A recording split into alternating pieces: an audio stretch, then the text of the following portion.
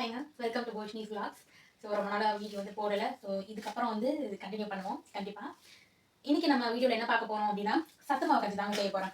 என்னோட அம்மா வீட்டில் வந்து பார்த்தீங்கன்னா, என்னோட அம்மா எப்பயுமே இந்த சத்து மாவு கஞ்சி செய்வாங்க. அப்போவே நானும் என் தம்பி அடிச்சுப்போம் அந்த சத்து மாவு கஞ்சியில் போடுற அந்த நட்ஸு, அந்த பயிர் அதெல்லாம் சும்மா சாப்பிட்றதுக்கு. அண்ட் இன்றைக்கி நான் வந்து எனக்கு தெரிஞ்ச பொருள் என்கிட்ட இருக்க பொருளை வச்சு தான் வந்து செய்ய போகிறேன். ஸோ அதனால் இந்த சத்து மாவு கஞ்சி பார்த்தீங்கன்னா, சின்ன வயசுலேருந்து குழந்தைங்கள்லேருந்து பெரியவங்க வரைக்குமே வந்து சாப்பிடலாம். ரொம்ப ஹெல்த்தியாக இருக்கும், ரொம்ப டேஸ்டியாகவும் இருக்கும் கூட. நம்ம கவர்மெண்ட்லலாம் கூட சத்து மாவு வந்து சாப்பிட்ருப்போம், வாங்கியிருப்போம். பட் அதில் டிஃபராக இருக்கும். ஒருத்தவங்க ஒரு பொருள் டிஃப்ரெண்ட்டாக போடுவாங்க. என்கிட்ட இந்த பொருளாக தான் இருக்குது. ஸோ நான் என்கிட்ட இருக்க பொருளை வச்சு நான் இன்றைக்கி என்னோட வீட்டில் வந்து சத்து மாவு கஞ்சி அரைக்க போகிறேன். ஸோ அதை எப்படி அரைக்க போகிறேன் அப்படிங்கிறத வந்து பார்க்கலாம் வாங்க. ஸோ இங்கே பார்த்தீங்க அப்படின்னா, இந்தந்த பொருளாக தான் நான் வந்து சத்து மாவு கஞ்சிக்கு வந்து அரைக்க போகிறேன். ஃபஸ்ட்டு ஒரு கப் ராகி எடுத்துக்கலாம். ஒரு கப் ராகி வந்து பாத்திரத்தில் கொட்டிட்டு அது நல்லா வறுபடணும். அது நல்லா, அதாவது கலர் உங்களுக்கு அந்தளவுக்கு தெரியாது, பட் அந்த கடுகு மாதிரி லைட்டாக லாஸ்ட்டில் பொரியும். அதுவும் நல்லா ஸ்மெல் வரும், ராகி ஸ்மெல். அப்படி இருக்கும் போது நீங்கள் ஒரு பாத்திரத்தில் வந்து ஒரு தட்டிலையோ இல்லாட்டி ஒரு கிண்ணத்துலையோ போட்டு வறுத்துட்டு ஆற வச்சுக்கலாம். வேர்க்கடலை, ஸோ அந்த வேர்க்கடலையும் வந்து போட்டு நல்லா வறுத்துக்கணும். நான் வந்து வறுக்காத வேர்க்கடலை தான் எடுத்துக்கிறேன். அதனால் நீங்கள் வறுத்த வேர்க்கடலை வாங்கினீங்க அப்படின்னா அப்படியே போட்டுக்கலாம். நல்லா வறுத்தோம் அப்படின்னா அந்த தோல் எல்லாம் வந்து பார்த்திங்கன்னா அப்படியே வந்து வந்துடும் லூஸ் ஆகி. ஸோ அது நீங்கள் தனியாக ஒரு பிளேட்டில் கொட்டி வச்சுட்டு ஆறினோடனே தோலை வந்து நீக்கிட்டு அதுக்கப்புறமா ஆட் பண்ணிக்கலாம். பருப்பு, துவரம் பருப்பு, சிறுபருப்பு, பச்சை பயிறு, இது மூணையுமே அரை கப்பு ஆட் பண்ணிக்கோங்க. அரை கப்பு துவரம் பருப்பு, அரை கப், அதாவது கப்புனா மெஷர்மெண்ட் கப்பு தான்றது கிடையாது. நீங்கள் எந்த கப்பில் ஒரு டம்ளர்லையும் சரி, ஒரு டம்ளர் எடுத்தீங்க அப்படின்னா அந்த டம்ளர் கணக்கு, அந்த கணக்கில் அரை கப்பு துவரம் பருப்பு, அரை கப்பு பாசி பருப்பு அதாவது சிறுபருப்பு, அரை கப்பு பச்சை பயிறு. நான் வந்து என்கிட்ட முழு பச்சை பயிரும் இருக்குது, உடஞ்ச பச்சை பயிரும் இருக்குது. ஸோ உடஞ்ச பச்சை பயிர் சேர்த்துக்கிட்டேன். கொஞ்சம் ஈஸியாகவும் இருக்கும், உடைக்கிறதுக்கும் ப்ளஸ் அந்த மாதிரி வறுக்கிறதுக்கும் ஈஸியாக இருக்கும். அதனால இதை சேர்த்துக்கிட்டேன். இதை வந்து கொஞ்சம் பொன்னிறமாக ஆகிற வரைக்கும் வருங்க. நல்லா வறுத்ததும் அதையும் ஒரு தட்டில் கொட்டிட்டு அதை ஆற விடுங்க. அரை கப்பு இது வந்து பார்த்தீங்கன்னா மசூர் தால் அப்படின்னு சொல்லுவாங்க. தோலோடு இருக்க மசூர் தால், கருப்பு மசூர் தால் அப்படின்னு சொல்லுவாங்க. ஸோ அந்த மசூர் தால் கூட கொஞ்சமாக ஒரு ஸ்பூன் ஜீரகம், அப்புறம் ஒரு ஸ்பூன் மிளகு, கொஞ்சோண்டு வெந்தயம், ஒரு ஸ்பூன் வெந்தயம். என்ன போட்டிருக்கேன்னா தோலோடு இருக்க மசூர் தால். இல்லை ரெட் கலரில் இருக்குது அப்படின்னா கூட நீங்கள் அது கூட ஆட் பண்ணிக்கலாம். அதையும் ஆட் பண்ணிக்கலாம். சிப்பர் ரெட் கலரில் இருக்கும் தெரியுமா, அந்த மசூர் தால். இது தோலோடு இருக்க மசூர் தால். சும்மா ஒரு டீஸ்பூன், ஒரு ஸ்பூன் மிளகு, அப்புறம் ஒரு ஸ்பூன் சீரகம், சும்மா ஒரு 1/4 ஸ்பூன் வெந்தயம். இதை வந்து நம்ம நல்லா வறுத்துக்கலாம். அதையும் நம்ம அதை தட்டு வச்சுருக்கோம் இல்லையா, அந்த தட்டில் போட்டுருவோம். அடுத்து நான் ஒரு அரை கப் சிவப்பு அரிசியிலேயே இது இன்னொரு வகை, இதோட பேர் வந்து காட்டு யானை அரிசி அப்படின்னு சொல்லுவாங்க. அதனால் நான் அது என்கிட்ட இருந்தது, அது ஒரு அரை கப் வந்து நான் சேர்த்துக்கிறேன். உங்கள்கிட்ட எந்த அரிசி இருந்தாலும் சேர்த்துக்கலாம். அதாவது சிவப்பரிசி இல்லை எந்த வகை இருந்தாலும் சேர்த்துக்கலாம். கருப்பு கவுனி அரிசி எந்த அரிசினாலும் சேர்த்துக்கலாம். அது ஒரு அரை கப்பு. அதை நல்லா வந்து போட்டு நல்லா பொன்னிறமாக வந்து நீங்கள் வறுத்துக்கணும். கொள்ளு இங்கிலீஷில் ஹார்ஸ் கிராம் அப்படின்னு சொல்லுவாங்க இல்லையா, இந்த கொள்ளு நல்ல ஒரு கப்பு அளவில் கொள்ளு போட்டுக்கோங்க. போட்டு இதுவும் நல்லா வறுபடணும். ஸோ அடுத்து கருப்பு கடலை, அது ஒரு அரை கப்பு. கருப்பு கடலை ஒரு அரை கப்பு. கருப்பு உளுந்து ஒரு அரை கப்பு. கருப்பு உளுந்து போடணும். இதையும் நல்லா வறுக்கணும்.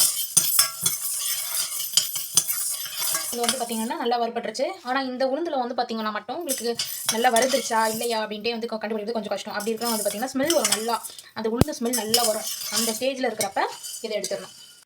அடுத்து நம்ம வந்து திணை அரிசின்னு சொல்லுவாங்க இல்லையா, அது திணை அரிசி ஒரு கப்பு. அதையும் சேர்த்து நல்லா வறுத்துக்கணும். இதில் லைட்டாக ஒரு மாதிரி ப்ரௌன் கலரில் மாறும். அப்படி மாறப்போ நல்லா பொரியும், உங்களுக்கு கடுகு மாதிரி இதுவும் வெடிக்கும். அப்படி வெடிக்கும் போது நீங்கள் இதை எடுத்துடலாம். வெள்ளை மூக்கடலை ஒரு அரை கப்பு. நான் கொஞ்சம் கானோட அந்த சன்னாதாலோட சேர்த்து வச்சதுனால கொஞ்சம் இதுவும் வந்து நல்லா வறுபட்டுருச்சு. சரி, இதையும் எடுத்துக்கணும். அடுத்து வந்து 1/4 கப் கடலைப்பருப்பு, அரை கப் சோளம், இது ரெண்டுத்தையுமே சேர்த்து ஒன்றா வறுத்துக்கணும். அதே மாதிரி லைட்டாக கலர் மாறும். இதுலேயும் வந்து அந்த மாதிரி கலர் மாறும் போது நம்ம எடுத்துக்கலாம். நல்லா வறுபட்டுருச்சு காணும் கடலைப்பருப்பும். இப்போ இதையும் நல்லா ஒரு வெள்ளை எள்ளு, அது ஒரு அரை கப்பு. நான் வந்து வெள்ளை எள்ளு எடுத்துக்கிறேன். நீங்கள் வந்து கருப்பெல் கூட எடுத்துக்கலாம், எந்த எள்ளுனாலும் எடுத்துக்கலாம். அதையும் நல்லா கொஞ்சம் அப்படியே நல்லா வெடிக்கும். ஸோ எள்ளு நல்லா பொரிஞ்சு வெடிக்கும். அப்படி வெடிக்கும் போது நீங்கள் எடுத்துக்கலாம். இப்போயே பார்த்தீங்கன்னா நம்ம இந்த மாதிரி சூடில் கலரும் போதே நல்லா அப்படியே மாதிரி கிளிட்ரிஷாக வருது பாருங்கள், எண்ணெய் பிரிஞ்சு. அடுத்து பார்த்திங்க அப்படின்னா புழுங்கல் அரிசி, அதாவது இட்லிக்கு தோசைக்கெல்லாம் நம்ம போடுவோம் இல்லையா, அது புழுங்கல் அரிசி. அது ஒரு சும்மா ஒரு 1/4 கப்.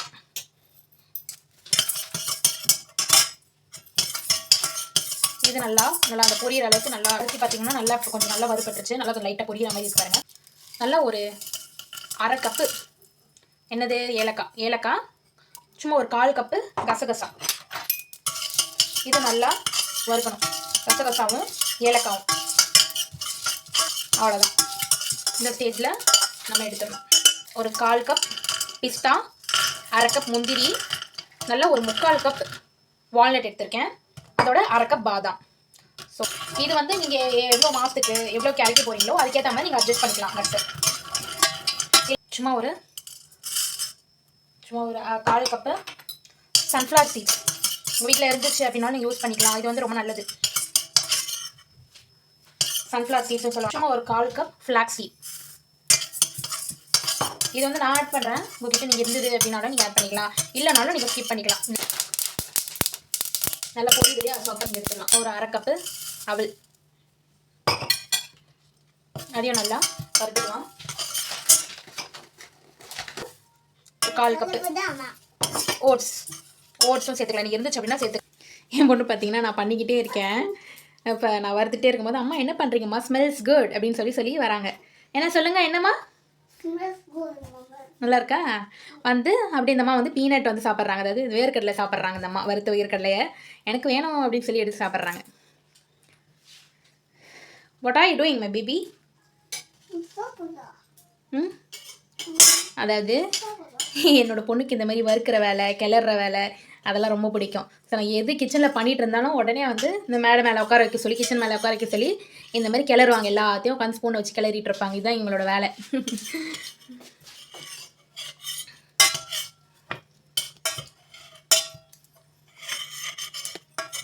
அடுத்து வந்து பார்த்தீங்கன்னா ஒச்சக்கடலை. என்கிட்ட அந்த ஒச்சக்கடலை வந்து பார்த்தீங்க அப்படின்னா இந்த உடஞ்ச ஒச்சக்கடலை இல்லை, அதனால நான் இந்த ஒச்சக்கடலை சேர்த்துக்கிறேன். லாஸ்ட்டாக இதை வந்து லைட்டாக கொஞ்சம் வறுத்துட்டு அந்த தோலை நான் வந்து நீக்கிடுவேன். அந்த தோலை வந்து எடுத்துடுவேன். ஸோ என்கிட்ட இதாக இருக்குது, அதனால் நான் இது போடுறேன். உங்ககிட்ட ஒச்சக்கடலை இருந்தாலும் நான் போடுவேன். இதையும் நம்ம ஆஃப் பண்ணிடலாம், கேஸ் ஆஃப் பண்ணிடலாம். சும்மா ஆஃப் பண்ணிவிட்டு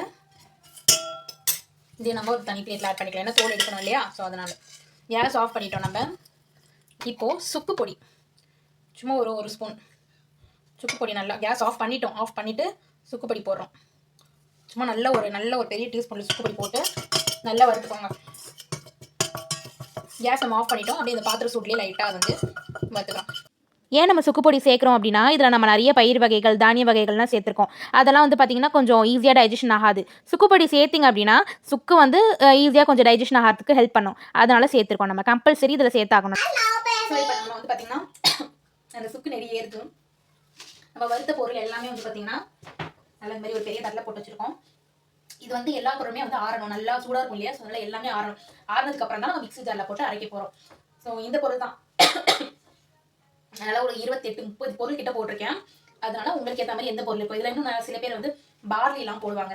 என்கிட்ட பார்லி இல்லை, அதனால நான் பார்லி போடல. ஸோ உங்ககிட்ட என்னென்ன பொருள் இருக்கோ இல்லையோ அப்படிங்கிறத இல்லை அப்படிங்கிறத பார்த்து நீங்கள் கூடவோ குறையவோ போட்டுக்கலாம்.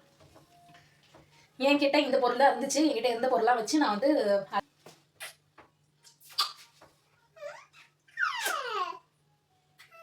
என் பொண்ணு வந்து இந்த மாதிரி தான் ஏதாவது நான் புதுசாக ஏதாவது செய்கிறேன் கிச்சனில் அப்படின்னாலே வந்து இந்த மாதிரி பாசம் மழையை பொழிவாங்க.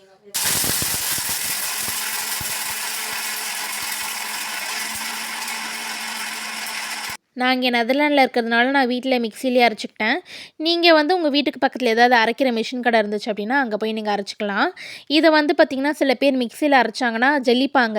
நான் வந்து ஜெலிக்கல. எனக்கு இந்த டெக்ஸ்சரே எனக்கு பிடிச்சிருந்தது, ஓகேவாக இருந்தது. அதனால நான் ஜெலிக்கல.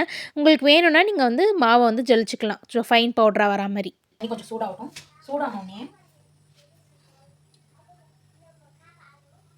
சும்மா இந்த அளவுக்கு சத்து மாவு கஞ்சி வந்து சும்மா ஒரு ஸ்பூன் இந்த அளவுக்கு வந்து அப்படியே ஆட் பண்ணுங்க. சத்து மாவு கஞ்சியும் ஆட் பண்ணி டக்குன்னு கலர்த்திங்க அப்படின்னா கட்டி பிடிக்காது. சில பேர் தண்ணியில் ஸோ இந்த அளவுக்கு நல்லா கொதிக்குது பாருங்க. ஸோ இப்போ இந்த ஸ்டேஜில் நம்ம என்ன கொஞ்சமாக பால் கலந்து கொஞ்சமாக நல்லா ஒரு ஸ்பூன் நாட்டு சக்கரை. உங்களுக்கு ஏற்ற மாதிரி உங்களுக்கு இனிப்பு வேணும் அப்படின்னா நீங்கள் கொஞ்சம் அதிகமாக போட்டுக்கலாம். இனிப்பு வேணாம் அப்படின்னா கம்மியாக போட்டுக்கலாம். கொஞ்சம் நாட்டு சக்கரை போட்டு ஒரு கப்பில் சத்து மாவு கஞ்சி ரெடி. அதாங்க நம்ம சத்து மாவு கஞ்சி ரெடி ஆகிடுச்சு. இந்த வீடியோவில் நம்ம சத்து மாவு கஞ்சி எப்படி செய்யறதுன்றதை பற்றி பார்த்தோம். இப்போ நம்ம சத்து மாவு கஞ்சி வந்து டேஸ்ட் பண்ணி பார்த்துக்கலாம்.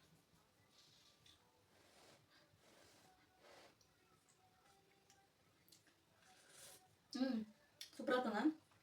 சுடுது, அதான் என்னால் ஃபுல்லாக ஒரு கிளாஸ் குடிக்க முடியல, ஒரு ஸ்பூன் ஃபுல்லாக சாப்பிட முடியல, ரொம்ப சுடுது. ரொம்ப ஹெல்த்தியாக இருக்குது, ரொம்ப ஹெல்த்தியானது, ரொம்ப சூப்பராக இருக்குது. இதே மாதிரி நீங்கள் வீட்டில் ட்ரை பண்ணிவிட்டு எனக்கு கமெண்ட் செக்ஷனில் சொல்லுங்கள் எப்படி இருந்ததுன்றது. தேங்க்யூ. உங்களுக்கு போஷ்னி பாக்ஸ் பிடிச்சிருந்ததுன்னா லைக் பண்ணுங்கள், ஷேர் பண்ணுங்கள், சப்ஸ்கிரைப் பண்ணுங்கள். தேங்க்யூ.